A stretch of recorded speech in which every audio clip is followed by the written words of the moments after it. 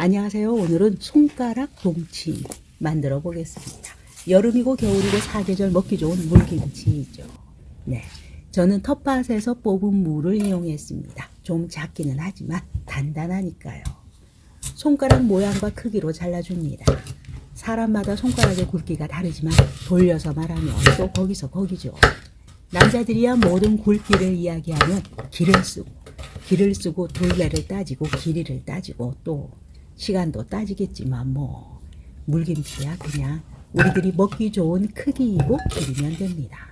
무청은 중간 부분만 몇 종 넣도록 하겠습니다. 없는 것보다는 그래도 있는 것이 보기도 좋고 시원하고 맛있죠. 사실 여러분들은 대략 알고 계세요. 동치미란 무로 시원한 맛을 내는 무 국물 김치다. 네, 맞습니다. 단지 어떻게 내 입맛에 맞추고 어떻게 힘들이지 않고 간단하게 우리들이 만들 수 있는가이죠.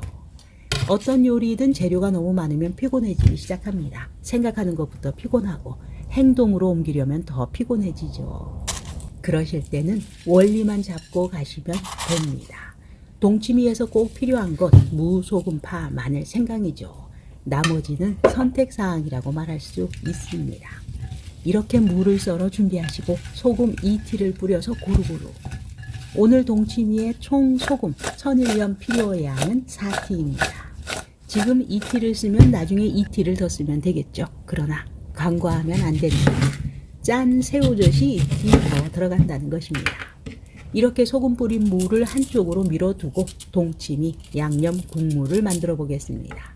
내가 어느 지역에서 자랐는가에 따라서 시원한 맛을 새우젓에서 찾으시는 분도 계시고 청각이라는 것에서 시원한 맛을 찾으시는 분도 계십니다.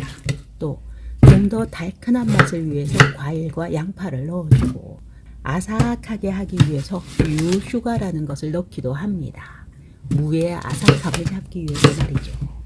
허나 옛부터 이 동치미라는 것은 시간이 빚어주는 음식이죠. 특히 숙성될 때의 온도와 시간이 중요합니다. 그 두 가지를 요즘은 김치 냉장고가 맞춰주고 있습니다. 단단한 재료들을 믹서기로 갈아줍니다. 배, 양파, 마늘, 생강, 찬밥. 찬밥은 찹쌀풀 대용이고 나머지는 뭐 그렇습니다. 국물 맛내기용이죠. 그럼 새우젓을 함께 갈아주는 이유는 혹시나 새우젓이 통째로 씹히면 곤란하니까이죠. 이 손가락 동치미는 한겨울에 서너 달씩 두고 먹는 동치미는 아니죠. 그래서 새우젓 몸통이 삭아서 부서지기에 충분한 시간이 있는 것이 아니라는 것. 그래서 갈아주게 됩니다. 이제 약 30분간 절여진 물을 용기에 담으시고 뿌려줬던 소금도 함께 담아줍니다. 간수가 충분히 빠진 천일염을 사용하셔야 합니다. 그렇지 않으시면 쓴맛이 생길 수가 있고 무가 물러질 수 있습니다. 또 있죠. 조심해야 될 거. 충분히 익히지 않고 바로 냉장고에 넣으시면 쓴맛이 날 수 있습니다. 믹서기에 곱게 간 양념을 체에 걸러서 넣어줄 차례입니다. 왜 걸을까요? 귀찮게. 국물 깔끔하라고입니다. 그 후 남은 소금을 넣어서 간을 맞추시면 완성입니다. 쪽파도 넣으시고 색깔 나는 청홍고추도 넣으시면 좋습니다. 간은 짭짤하다 싶게 맞추셔야 하죠.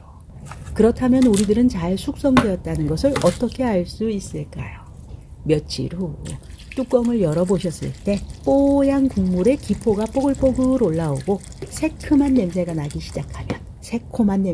시작하면 잘 익은 것입니다. 이때 냉장 보관하시고 드시면 됩니다. 네.